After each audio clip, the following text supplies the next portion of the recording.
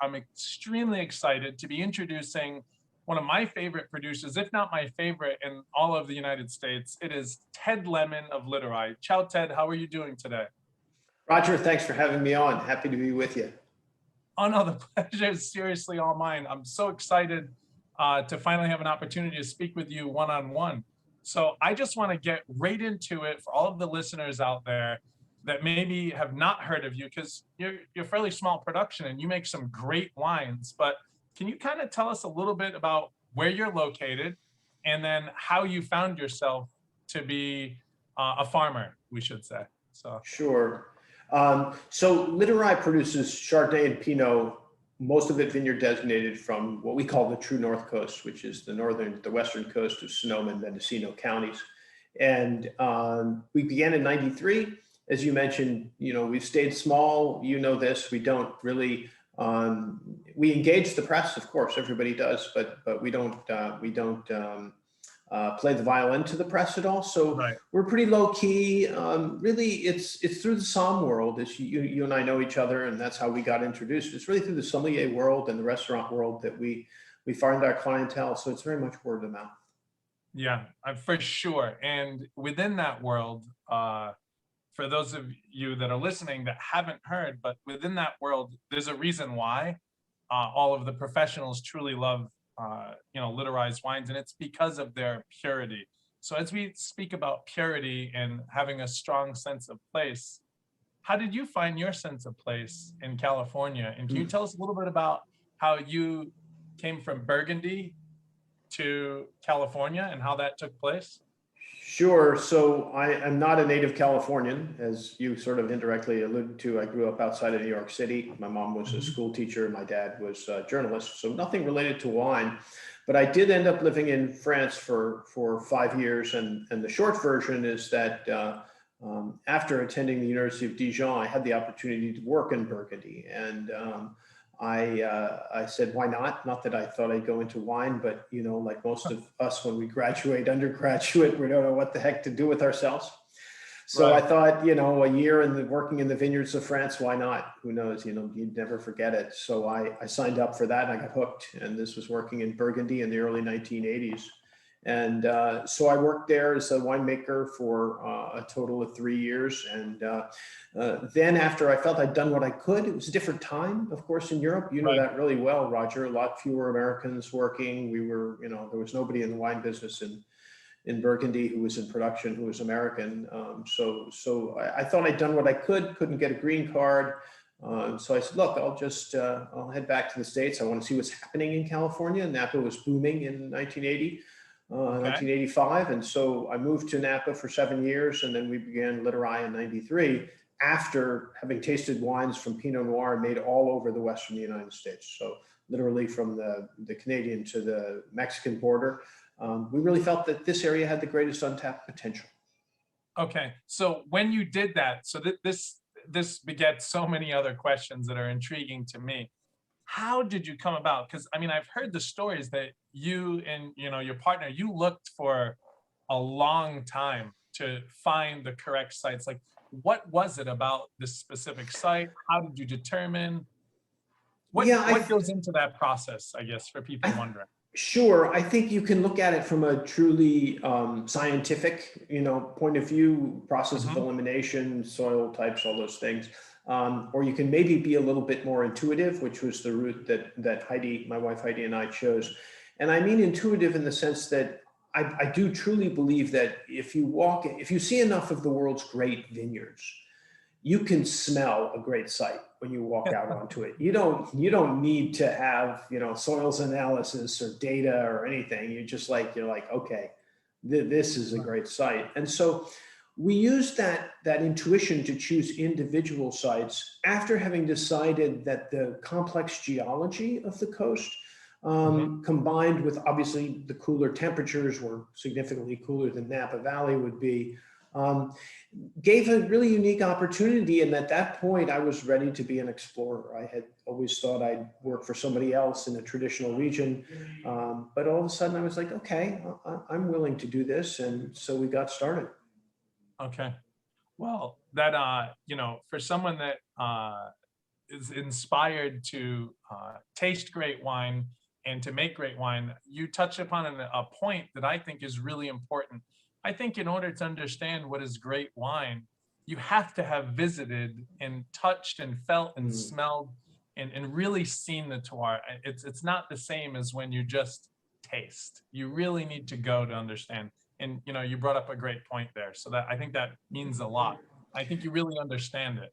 So, so that brings up a really interesting question that might sound a little geeky to your listeners, but it may also, or your viewers, but it also may ring appropriate, which is what's really the job of a high-end winery? Is it to make, quote unquote, the greatest wine, or is it to make the truest wine? And I think what you just said is that really, if we're terroir specific, if we're really about farming the true North Coast, or if we're really about farming some little corner in Brunello or whatever, what we should really aspire to make wines that are true to that place.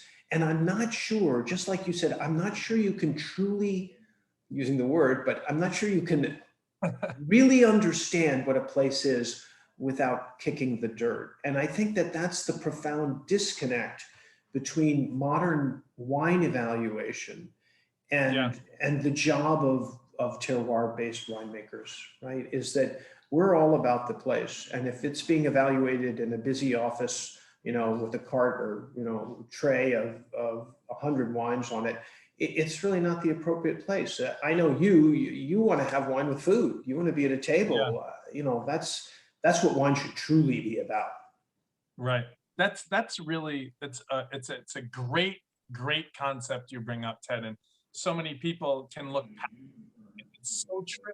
And even those in the wine industry, I mean, I'll be honest. I mean, there's been times in my life and other professionals I'm surrounded with, you just taste wine and you completely lose sight of what is the most important thing.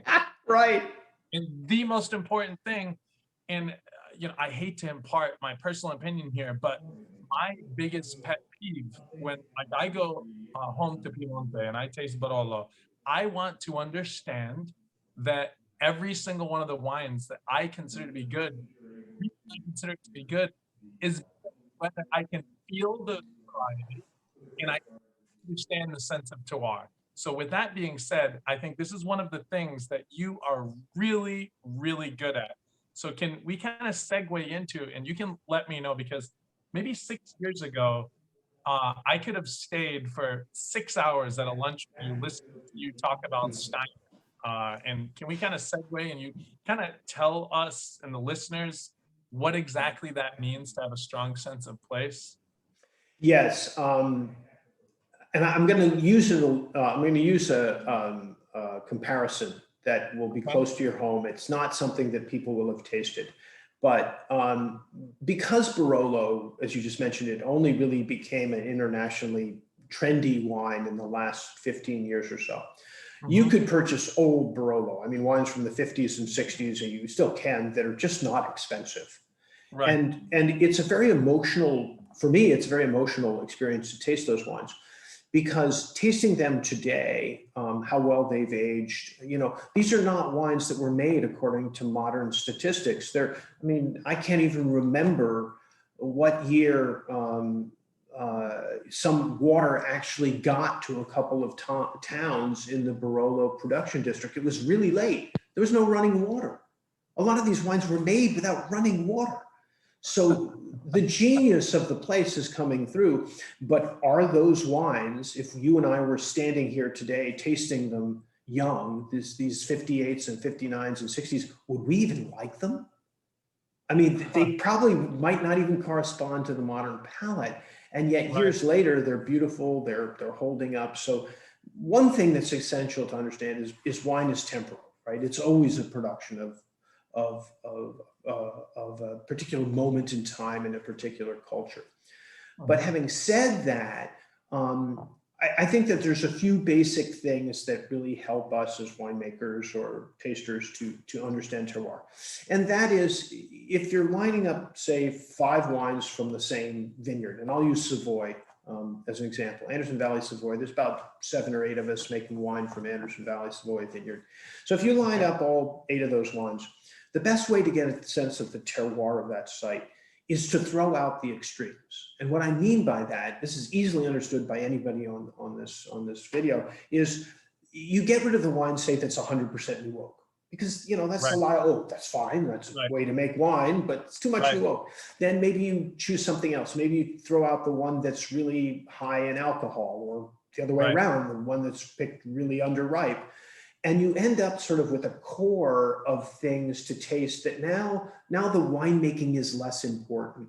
And you focus it and you say, yes, can I get a sense of what that place really tastes like? And I think we often can. And in the winemaking end of it, the key is to do less.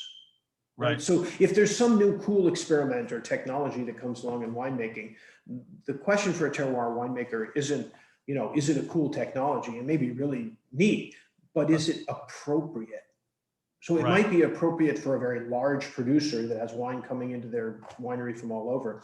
But if you're trying to make a wine that tastes more Savoy-like than last year, does the new technology actually get you there? Or is technology ultimately like the lenses on a camera or the filters on the camera? The more filters you impose, the more the view of the actual place becomes distorted. And that's the way that's how technology functions to us. So as you approach, in your entire approach, it's not just about, and you're talking about it, it's not just about making the wine. Basically, you know, in Italian, loose translation, we just say it's not to mess it up.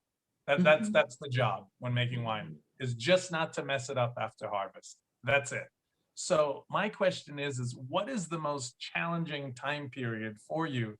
Like from the time, like before we started recording, you spoke about rain and needing rain. So what is the most challenging time period? Is it a daily challenge? Is it a weekly challenge? And what is that in order to produce something that is true? I think that there's both a really short-term and a really long-term challenge. The long-term challenge is not getting distracted. And in the case of modern winemaking, that's really about not getting distracted by money. And I mean that in the sense that most of the famous regions around the world have a stable of producers now that are doing well. You know, if you just invested in Napa Valley 10 years ago, you're probably not making any money. You're losing like crazy. But let's forget those people. Let's take older producers in Napa or the Valley of the Moon in Sonoma, or somewhere in Italy that's well known. Those producers are doing pretty well. If it's an obscure region, that's a whole different thing. But those producers are doing well. And so there's the siren song of money, right? I want to travel more. I want to do other things. I want to buy this new technology. Money in all of its manifestations is a risk. It's a challenge, because our ancestors, and collectively those ancestors were Greek and from the Middle East way back when, they didn't have those distractions. I mean, wine was produced by people who were passionate about wine, not because they were going to make a buck or, they were going to become, celebrated in some 3-star restaurant. And so that devotion really is important. And it's important to be aware that money is a problem in that regard. And so that's a long-term challenge. And then the short-term challenge is really all about staying in the moment. Like, we have the history of what previous vintages were like, but no 2 vintages are the same. And so for the farmer, it's what's unique to this moment that I need to respond to a little bit differently, because it is a man-made product.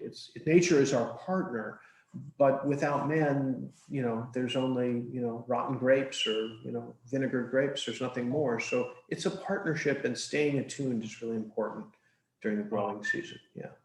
Good point. So that might be some of your biggest challenges. So what are some of your biggest accomplishments, or moreover, what are you most proud of in your life, or what's the best thing you can hear? The word pride or proud makes me uncomfortable, and I mean that seriously. But I think working with young people is really great, Roger. So we have a handful of interns every year at Littorai. and they're with us usually for 3 months, and they come from all over and they've had lots of experiences. But here they get to see an integrated wine farm. And you know that we're a biodynamic producer that has, 50 head of sheep and 7 cows, and we produce all of our own materials for compost and make our own compost and all that. So the chance for the kids to get exposed to that is really an awesome thing, because they've probably never seen that kind of farming. And, to see a winery that doesn't worry about running analyses of, petioles, which is grape samples every year, and adjusting things chemically, is an experience for them. But also for them to see, and we often get this comment when we do exit interviews with these kids, just to see where they're going and how we can help them and encourage them in their careers. They often say, I just can't believe how little you do in the winery. It's like, it's all about selecting. It's all about being really careful that what ends up in the fermenter is really first rate, but there's no additions and there's not much technology. And it's like, it's really, really basic. And that's the reward. I won't say I'm proud about it, but I would say the reward is to hear these kids appreciate it. And also to feel like you've really done your job, when it's like, okay, this lot of grapes just came in. Of course, we're going to run numbers on it. I mean, we're not going to be stupid. We're not Luddites. So we want to make sure that there's nothing of concern in there. But being able to not do any additions and just look at the piece of paper with the numbers and go, yep, that's good. Put it in the tank and on we go. That's huge. Ted, if I had asked you that question 20 years ago, would the answer have been the same? That's a great question, Roger. That's good for you. I know it would have been a more technocratic answer, for sure. But also, our vines were younger, right? Think about that. There were no old vines in the Sonoma Coast. You know that. You were the first generation out there, really. There were no old vines. There certainly was nothing that was farmed organically or biodynamically, so that wasn't going to be part of the thing. And so for sure, our mind frame, age of vines, all those things were different. You do change. It's true. Yeah. And then how about in terms of what you're most proud about too? 20 years ago would have been a different answer as well. Like, do you think this is an evolution? As you get older, you become more aware and you're more patient, and you take pride, I think, as you get older, in really helping others and seeing that magic joy in other people's eyes. Yeah, I think for sure I would not have been talking about that as much, just because you're worried about making ends meet. You're a startup winery, you're a young person, you want to make sure the wines are good quality. You have a young family, or a lot of other things that are pressing concerns. So that would be true. But I also think that one thing that would be consistent is that most of these sites have stood the test of time. The few sites that we don't work with anymore 27 years later are either because there was an ownership change, or maybe there was some change that we just weren't happy with. But there's a lot of the same sites. I mean, Savoy's 26, 27 years, Hirsch's 28 years, and these are not owned sites for your listeners. These are, the same rows of these vineyards for almost 30 years now. And think about the society in which we live and how truly rare that is. I mean, if I was a journalist writing on wine, I know what article I'd be writing. I'd be writing the one about these long-term grower-winery relationships, because that's not the way American society or American business functions. So that's a fascinating thing to look at. I agree. And so one of the things that when you analyze that, and I just want to touch base and go a little bit back just for a moment, if we can. And we're talking about, biodiversity and how it's important to have a sense of place. And, you have animals on property and you leave the least imprint upon, the ozone and everything else. Now, what I'm wondering is do you ever talk to other people that share the same values within the field? Do you compare notes, or do you ever learn anything? Do you get together? Is there a secret society? Do you pick up the phone? Do you just have some friends? Do you say, hey, ciao, Stefano Amarighi, are you there? Or wherever in the world? Is there an exchange? Yes, there is that exchange. Unfortunately, those of us who are organic is a pretty small fraction of the wine production business, and biodynamic is even smaller. So we're a pretty small fraternity out there worldwide. So I'm very close from a distance to the Manoncours in Littorai Dijon, for instance. So Yep. we have an exchange with them all the time. And I'm very close to a number of Austrian producers who are in the Respect group, which is a certification system in Austria. And a couple of German producers are part of Respect now too, who are all biodynamic, and we exchange ideas and we visit. I was there, just before COVID hit, visiting people, and had a great time. And these things were exactly what we were talking about. I was with Willie Brundlemeyer, who I'd never met in my life, and so it was an honor to meet him. And we were talking about, companion plantings in the sense of hedgerows and forests and all this kind of stuff. So yeah, no, that absolutely happens. Yeah, because that could be, I would imagine for your position, it'd be great to have an opportunity just to compare. I know every site is different, but there's certain constants you can find. My next question is, and this is for more personal reasons, I've never had the opportunity. I was so excited to learn that you make a Chenin Blanc. And Yeah.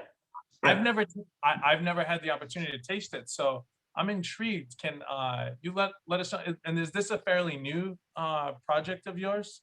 This was, starting in 2012, we started replanting one of our own sites called The Haven, a half acre of it, to Chenin Blanc. And it was just an intuitive thing for me that I thought that Chenin Blanc would do really well on the coast, higher acid, as you know, later ripening and all of that. It's done in a dry style. There's only a few, 100, 150 cases a year from this little tiny site, but it's pretty unique. It's a very straightforward winemaking style. I do think that long term, we really haven't, we're only at the beginning of understanding varieties in California, right? I mean, we know some things that do well, but when you think of the world of grape varieties that are out there, and of course, with Italy being among the most amazingly diverse countries for varietal complexity and number of varieties, there's so much stuff out there that may long-term do really well in California, and we've just scratched the surface. So it was more or less in that pursuit. And also knowing that Chenin Blanc had kind of become this Blanc grape variety that went into just big blends in the Central Valley. I was like, no, that's not truly what the Loire is about or South Africa is about. And I wanted to do something along those lines. So it's been fun. I'm going to get my hands on some and taste it sometime soon, because Chenin Blanc is one of my favorite white varieties personally, obviously after the queen of all varieties. But I think it's great with food. Chenin Blanc is like one of the perfect food-friendly wines. So I'm gonna have to taste it sometime soon. You're gonna have to come out and see us, Roger. That's the bottom line. You're right. I will. That'd be good. When things settle down a little bit, I'll come back to say, and I'll taste in California. I'll be happy to come visit. You don't have to ask me twice. Good. So, when do you notice a difference when you're practicing biodynamic? Do you notice, how long does it take to notice, or a noticeable difference? Is there a certain time period? Because it's one thing to say, oh, great, okay, you and I both know there's different certifying agencies, and there's different ways that people go about it. And some people, they do this, and then the very last thing, they wheel in a couple of sheep or goats and they say, okay, we're doing it, but they're not really quite practicing it yet. So how long does it take to notice that in the wine, would you say? I know it's a continual process, but it is. I think I could take that apart in a couple of ways. How quickly do you notice something in the vineyard itself? I think pretty quickly, even with established vines. If it's been conventionally farmed, and it's a 20-year-old vineyard, it might take a couple of years to really turn the corner. But it's amazing how responsive Mother Nature and vines are and to their environment. So one of the ways in which I see it, and it's easy to understand for anyone, is that vineyards that are farmed alternatively, whether they're organic or biodynamic, in the spring, they often don't look as good as a conventional vineyard. And everyone at home can understand this, right? We all know what happens when you pour Miracle Grow a couple of times on your tomatoes or whatever. The stuff looks like it was pumped up with steroids, right?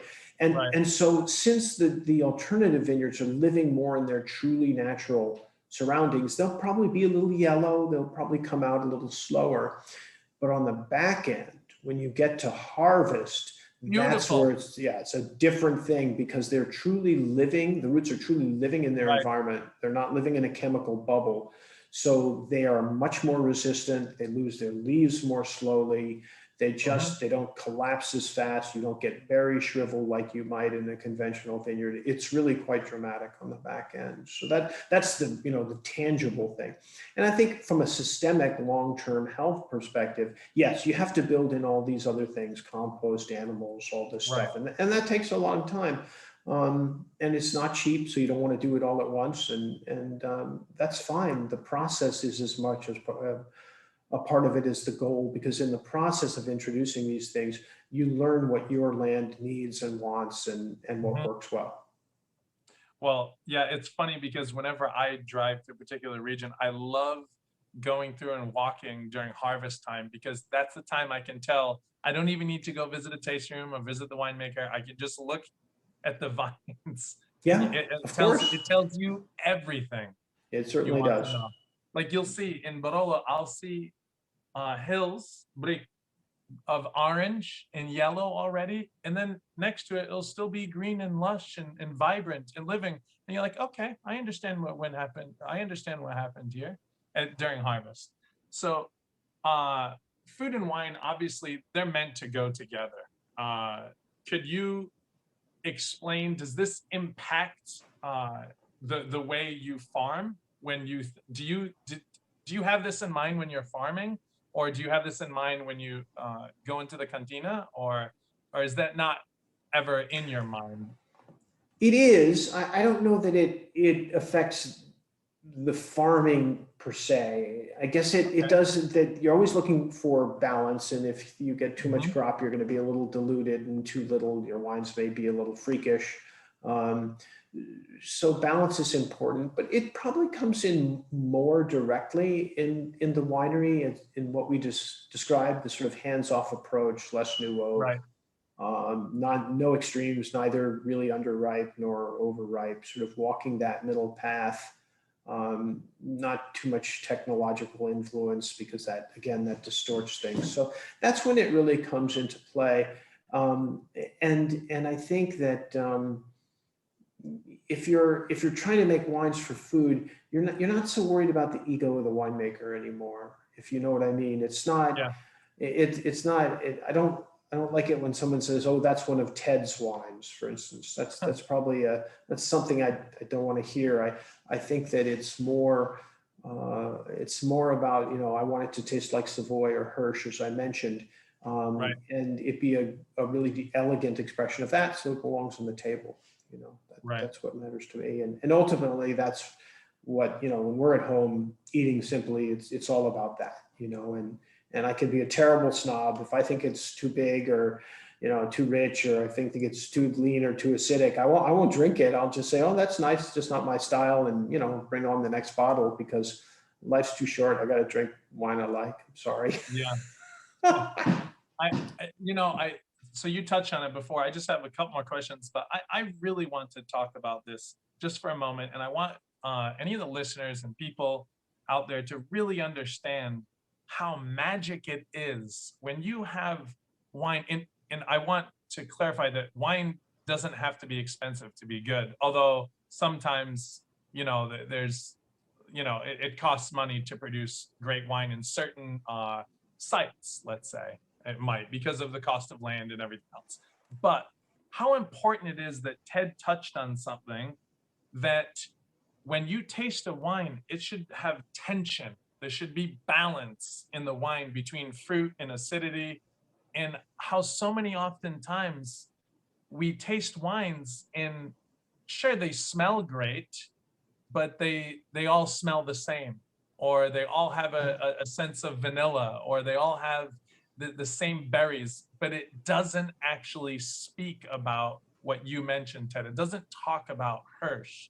It doesn't tell you. Like, I think one of the you touched upon it, one of the greatest compliments you could receive is for someone to just not even taste your wine, just put one of your wines to their nose and blindly, let's say, and say, gosh, this smells like Hirsch, or this smells like, because that means that's exactly what happened. You didn't interfere with the wine enough. You allowed the wine to tell its story. So I think it's important, people, that when you get out there, try to find true wines, because true wines really are the ones that are best with food. They're not overly alcohol, like Ted was saying. They don't go so much this way, so much that way. They're well balanced. Every bite of food should make you want to take a sip of wine, and then the sip of wine should make you want to have a bite of food. So I think it's amazing that you do this year in and year out, and you remain steadfast in your commitment to that. You know, you walk to the beat of the Earth's drum, let's say. Maybe not.